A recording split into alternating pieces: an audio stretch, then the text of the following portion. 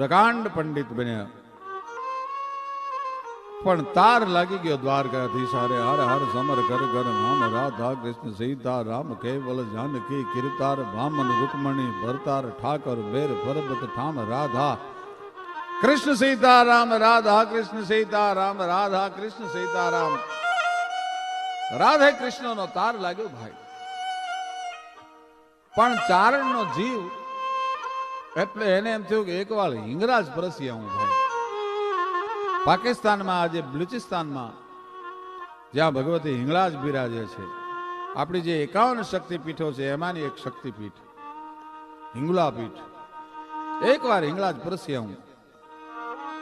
ક્યો તો રે માતાજી ઓમે હિંગળાજ જાઈ જો અને હિંગળાજ ના એઠું મારા લઈ આવું એ વ્રત રે. હિંગળાજના ઠુમરાનું બહુ મહત્વ હતું. પોતે હિંગળાજ પરસવા માટે નીકળ્યા છે ભેળા નોકર ચાકર માણસો. કારણ કે આ તો જામ રાવળનો કવિ, જાણે અડધી રિયાસત નીકળી હોય, કોઈ નાનો ઠાકોર નીકળ્યો હોય એમ નીકળેલા ભાઈ. એમાં હાલતા હાલતા હાલતા આજનું જે કચ્છનું નાગડચાળા ગામ છે ત્યાં હાંજ પડી. સંધ્યાના ટાણે નાગડચાળા ગામના પાદરમાં ઈશ્વરદાસજીને એમનો રસોડો દાખલ થયો. ઈશ્વરદાસજીએ ગામના પાદરમાં પૂછ્યું કે અહીંયા કોઈ રાજપૂતનું ઘર છે, મારે રાત વાસો રોકાવું છે. કોટવાલ ને સાંગાજી ગોડ નામના એક ગરાસિયાને અરે વાંધો હતો એટલે એમ થયું કે આવડો મોટો કવિ, મારવાડનો કવિ, જામરાવળનો કવિ, આજ હાંગાને ભેખડે ભરાવી દઉં. અરે કે હા, અમારે હાંગાજી બાપુની ડેલી છે ને બહુ સમૃદ્ધ અને બહુ દાતાર ગરાસિયો છે, બહુ દાતાર રાજપૂત છે. ક્યાં રહે છે? તો આ સામે વયા જાવ, સામે ડેલી આવશે સાંગાજી બાપુની. ઈશ્વરદાસજી પૂછતા પૂછતા જાય છે, બાપા અહીંયા હાંગાજી ગોડની ડેલી કઈ? બાપા અહીંયા હાંગાજી ગોડની ડેલી કઈ એમ પૂછે છે. ત્યાં એક ખડકીનું બારણું ઉઘડ્યું, જુવાન બારો નીકળ્યો, બે હાથમાં કડા પહેર્યા છે, મેલું ઘેલું શરીર છે, મેલા ઘેડા લુગડા છે, પણ શરીરની માથે લાગેલા મેલની અંદરથી પોતાની અંદરની અમીરાત અને દાતારી છે એ કવિની આંખે દેખાઈ ગઈ. સવાસ કોનું કામ છે બાપા? કે હાંગાજી બાપુની ડેલી. હાંગોજી મારું નામ છે બાપુ, તારે ડેલી નથી, હું તો ગામના વાસરું ચારું છું, રાજપૂત છું, ગોળ શાખાનો, નાનકડું ઘર છે મારું. પણ પધારો આપ જેવા કવિરાજ મારા આંગણે ક્યાંથી? અને હાંગાજી ઘોડે હા ગડથલ કરી અને ચારણને રોક્યા અને એવી મિજલસ ચાલી. ઝૂંપડીએ કોકતી જાજો એના મહેમાન તો થાજો. સાહેબ એ ઝૂંપડાની મહેમાન ગતિ હતી. પણ એક ફૂલ ચડે ને એક ઉતરે, એક ફૂલ ચડે ને એક ઉતરે. હાંગોજી ગોડ નામનો જુવાન રાજપૂત, પોતાનો બાપ તો છે નહીં, માં છે, ગામના વાસરું ચારે છે, પણ કવિરાજને એવા મહેમાન ગતિ કરાવે. ટૂંકમાં વાત કરું, ઈશ્વરદાસજીએ રજા લીધી. હાંગાજી ગોડે એક બીજું તો કઈ આપવા જેવું છે નહીં, ગરાસિયાને કહ તૂટે કડિયા ધણી અંગની ઉંગડિયા, મોજના કલાબા છૂટે, કવિને શું આપું? મન દેતો માયા દે નકર મનને માર, મન મોટું અને માયા નહીં એવા બબે ધક્કા. મન મોટું છે પણ શું દેવું મારે કવિને? કાંઈ સમજણ નથી પડતી. એટલે પોતાની કામળ હતી, કામળ આપી કે કવિરાજ લ્યો કામળ, એમ નામ તમારે ખાલી હાથે જવાય નહીં, હું ગરીબ ગરાસીઓ છું, બીજું તમને શું આપું? કવિને એમ થયું કે ગરાસિયાની એક ઘરવખરીમાં સારામાં સારી કામળ છે, હું જો લઈ જાઉં. ચારણો એ કોઈ દી રાજપૂતોનો દુરુપયોગ નથી કર્યો. હાંગાજી હું હિંગળાજ પરસીને આવું ને ત્યારે આના જે વણવાની કામળના જે છેલ્લા કાંગરા બાકી છે ને વણી રાખજો, અધૂરું દાન કવિ લે નહીં. જોજો હું પાછો આવીશ, કવિરાજ ચોક્કસ પધારજો. ભલે બાપ એમ કરીને હિંગળાજ પરસવા કવિરાજ ગયા. પાછા આવ્યા એ દરમિયાન ઘટના નાગડચાળા ગામમાં એવી બની કે હાંગોજી ગોળ ગામના વાસરુ ચારવા ગયા છે. પ્રચંડ પવનનું તોફાન જામ્યું છે. ભગવાને 49 પ્રકારના વાયુને જેમ વાવડાને છૂટા મૂકી દીધા હોય એમ ઝપટ વાવડો બોલાવે અને એવું મેઘનું તાંડવ રચાણું. નદીના પૂર બબેદી સુધી ઉતર્યા નહીં અને હાંગોજી ગોળ વાછરું ખાતો સામે કાંઠે પલડે છે. એમાં નદીના પૂર જરાક ઓછન્યા એટલે હાંગાજી ગોળે વાછરુંને પાણીની અંદર નાખ્યા નદીમાં. એમાં પોતે જે વાછડાનું પૂંછડું પકડ્યું હતું એ વાછડો નદીમાં તણાવવા મંડાણું, ગડથોલા લેવા મંડાણું. હાંગાજીને એમ થયું કે હવે નહીં બચાય. ગામના માણસોએ રીડિયા પડકારા કરે, હાંગાજી પૂંછડું મૂકી દે કે હવે નહીં બચાય, હવે મરતી વખતે હું રાજપૂત ફીફા નહીં ખાંડું. પણ મારી માને કેજો ઓલો કવિ આવે ને, જળ ડૂબતે જે જાય હાદ જ હાંગરીએ દિયો, કહેજો મોરી માય ઓલા કવિને દેજો કામળી જોજો હો. ઈસરદાન પાછો આવે ત્યારે એને તમે કામળી દેવાનું ન ચૂકતા. ટૂંકમાં વાત કરો, હાંગોજી ગોળ તો તણાઈ ગયો, માથે કાળનો પડદો પડી ગયો. ઈસરદાસજી પાછા આવ્યા છે. રાત્રે વાળુની તૈયારી કરી અને ગરીબ રાજપૂતાણીએ વાળું પીરસ્યું છે. કવિરાજ જમી લ્યો. બાપા હાંગોજી ગોળ ક્યાં? એ ગામત્રે ગયો છે, આપ જમી લ્યો. પણ બુઢી રાજપૂતાણીની આંખમાં આહુડા એમ કહેતા હતા, હાંગોજી ગામત્રે નહીં પણ લાંબે ગામત્રે ગયો છે. માં સાચું કયો, હાંગોજી ક્યાં ગયો? કે બાપ હાંગાને તો પાણી તાણી ગયું, તો સમુદ્રના પેટમાં હમાઈ ગયો. કે મારી રાજપૂતનો દીકરો મને વચન આપીને એમ નામ વયો ગયો, કામળ દીધા વગરનો કામળ દેવાનું કહેતો ગયો. લો તો કે તો એના હાથે લઉં તો જ હું ચારણ કહેવા. અને નદીના કાંઠે આવીને દુહા મીંડો કહેવા. સૂરજનારાયણ ને કવિરાજ મીંડો વિનોવા. મહાત્મા ઈશ્વરદાસજી ભગવાન સૂરજનારાયણ નું આરાધન ઉપાડ્યું અને હાકલ કરે, ગાય હાંગા ગોળ તારાથી એમ નામ કામળ દીધા વગરનું નો વી જવાય. બાપ રાજપૂત છો, મને મારી કામળ દે. ત્યાં તો કે છે કે નદીમાં પૂર આવ્યું, હાકલા પડકારા થયા. હાંગોજી ગોળ ધોડી અને કાંઠો ચડી ગયા અને કવિરાજને કામળીનો કોલ દીધો તો એ એમણે પૂરો કર્યો અને ચારણને હાથોહાથ કામળી આપી, ઈશ્વરદાનજીને હાથોહાથ કામળી આપી અને પાછા પૂરમાં હમાઈ ગયા. આવા મહાત્મા ઈશ્વરદાસજી એ ઈશ્વરાસો પરમેશ્વરા કહેવાના. તો ધન્ય ધરાસો રટબલી હમણી જ રતન પાકતા ગાવા, જ રતન પાકતા ગાવા. ધન્ય ધરા સુરજર બલી હમણી, ધન્ય ધરા ભારત બલી હમણી જ રતન પાકતા ગાવા, જ રતન પાકતા ગાવા, જ રતન પાકતા.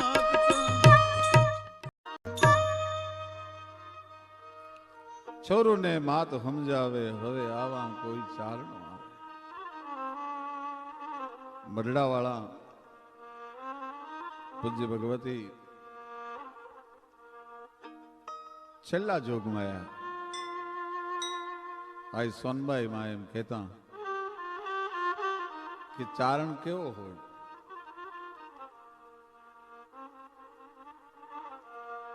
ભાગેલી ફોજો ભેડવે એવા અને થડીકા આપે ને થોપ ખેલવા એને આંગણે રાખે ઓલી લોબડી આળે લોભ. છોરું ને માત સમજાવે હવે આવા કોઈ ચારણો આવે. ચારણોને આ સોનબાઈ માં એમ કીધું કે વાણી રૂપી મારા દૂધડા કેરી ઝીલજો ધોળી ધાર, તો નાગબાઈ જેવી ધીળિયું ઘરો ઘર અને બેટા ઈશ્વરના અવતાર. છોરુને માત સમજાવે હવે આવા કોઈ ચારણો આવે.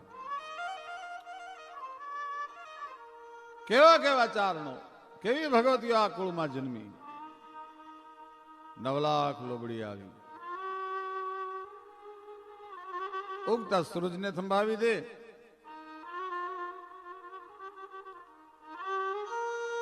નિર્ધન ને રંક હોય તો એને રાય બનાવી અને તખ્તનસીન કરી દે અને ગાદી પર બેહારી. આવા જબરજસ્ત કવિઓ. એમાં મહાત્મા ઈશ્વરદાસજી, નામ તો એનું ઈશ્વરદાન, મારવાડના વતની, ભાદરેશ મારવાડનું, અને ભુજની પિંગળ પાઠશાળામાં અભ્યાસ કરેલો. એમણે ચારણોમાં સૌ પ્રથમ વૈષ્ણવ. ચારણો તો શાક્ત છે, શક્તિ ઉપાસકો છે, પણ પરમ વૈષ્ણવ એવો મહાત્મા ઈશ્વરદાસજી, દ્વારકાધીશના પરમ ભક્ત. એમણે હરિરસ અને દેવ્યાણ નામના બે ગ્રંથો લખ્યા. જબરજસ્ત પ્રભુમય બનેલા. ભોજીની પિંગળ પાઠશાળામાં અભ્યાસ કર્યો અને પણ ઈશ્વરદાન કોને ત્યાં જન્મે? ઈશ્વરદાસજીના બાપનું નામ સુરોજી.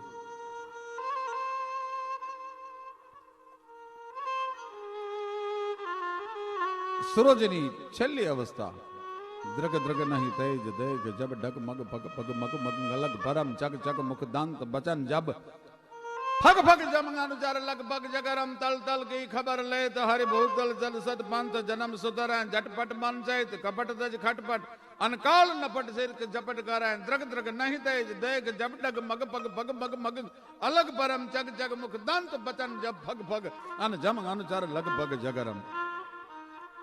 ઈશ્વરાજી ના છેલ્લા શ્વાસ નક્કી કર્યું કે આ ઈશ્વરની જનેતા જે છે એ મને મરતો નહીં જોઈ શકે, મને પ્રાણ કાઢતો નહીં જોઈ શકે. એટલે પોતાના પત્નીને બોલાવીને કીધું કે હા ભીડું કે શું કે તમે ગાય દોયાવો ને, મને ગાય નું દૂધ પીવાની ઈચ્છા થઈ છે.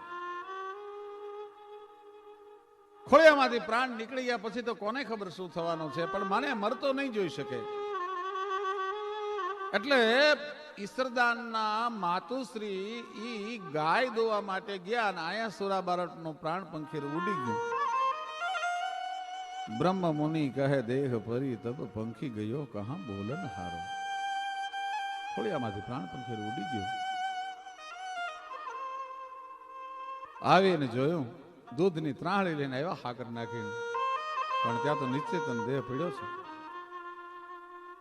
હાથમાંથી ત્રાહળીનો ઘા થઈ ગયો અને હા દેવ એટલો મોટામાંથી શબ્દ નીકળ્યો અને ત્યાં ઈશ્વરદાસજીની જનેતાના ખોળિયામાંથી પ્રાણ નીકળી ગયો.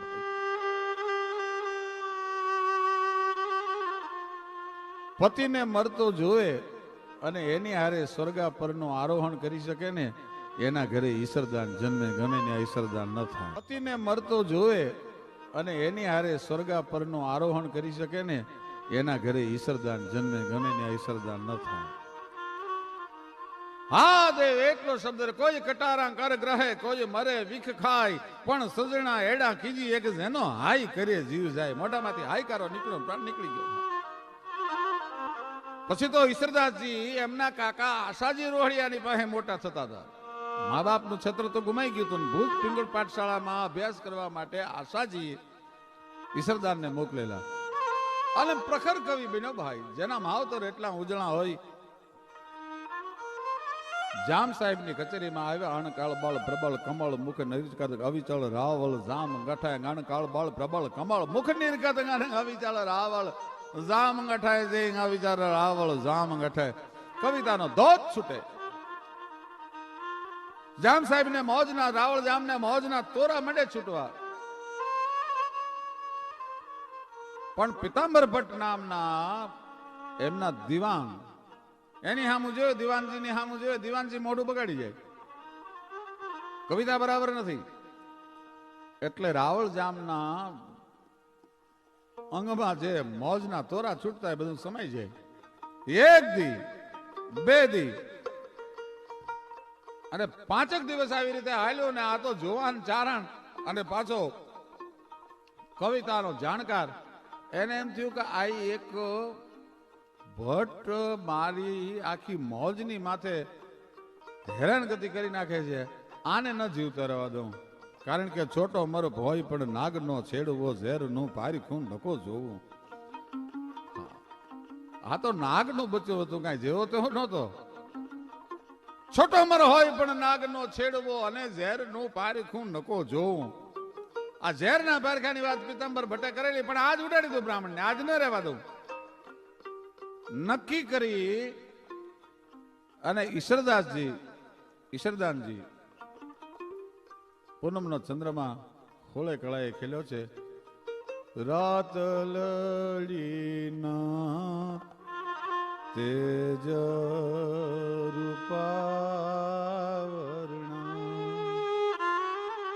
રૂપાલ રૂપલે મઢેલી રાત છે. અને એમાં ઈશ્વરદાસજી આંગણામાં ફળિયામાં તુલસીનું વન છે, એમાં સંતાણા ખુલ્લી તરવાર લઈને, પણ જો ખડની વચ્ચે મૂક્યું હોય તો પંખીડા પાણી વરાહે ચાંચું મંડે બોલવા એવી તરવાર ઊંટના ત્રીજા પ્રાહવાળ જેવી હો. કાપે વેરીયા બરુચો જાડા બખંડા કરંતે કેતા સોટું મેં ડાહણી પાડા જોગણી સમાન ગરી કાંદ જાડા એના હાથારા કરંતી રાડા ક્રોધાળી અન્નમી દાડા હાથરી કહેવાણ જાડા પટ્ટાવાળી નગ ફટકારી જશે એવી તરવાર લઈ અને ખુલ્લી તરવાર લઈને હુતેલા સંતાણેલા. ભટજી જમી અને સોપારીનો ચૂરો કરતા કરતા ઈંડોળા ખાટે હિંચકતા પોતાના પત્નીને કહે છે, ભંડારી પાતળી જીભ વાળો એક ચારણ આવ્યો છે, શું અદ્ભુત કવિતાઓ રચે છે. એની કવિતાની માથે જામ રાવળ ને મોજના તોરા છૂટે છે, પણ મને એમ થાય છે કે ઓહો આવો ચારણ, આવી કવિતા એક સામાન્ય માનવીની કવિતા કરે છે, પણ જો ત્રિલોકના નાથની કવિતા કરવા માંડે ને તો એનો બેડો પાર થઈ જાય હો. એટલે મહારાજને મોજ આવે છે, પણ હું મોઢું બગાડું એટલે મહારાજને હું ઈશ્વરદાનને મોજ નથી લેવા દેતો. અને જે તરવાર ક્રોધમાં સમસમી ઈશ્વરદાન આવ્યો તો એ જ તરવાર ત્યાંથી લીધી ભાઈ અને ઉપાડી અને હિંડોળા ખાટે હિંચકતા પિતાંબર ભટ્ટના પગમાં મૂકી દીધી. લાગા મેં પહેલો લલી પિતાંબર ગુરુ પાય ભાઈ મહારસ ભાગવત પયા ઝીણ પસાય. ભટજી હું તો મારો આવ્યો તો તને, પણ જામ્યા તા જન્મો જન્મના જાળા દિવલડો દિશે નહીં, પણ આજ ઓચિંતાના થયા અજવાળા દિવલડો દિશે નહીં. અંદરના અજવાળા પ્રગટ થઈ ગયા જળાટ કરતા. એક બ્રાહ્મણની ટકોરે એક ભટજીની ટકોરે ઈશ્વરદાસજીના હૈયાના કબાટ ખુલી ગયા, ચર્મ ચક્ષુ બંધ થઈ ગયા અને અંદરના કબાટ ઉઘડી ગયા ઈશ્વરદાનના.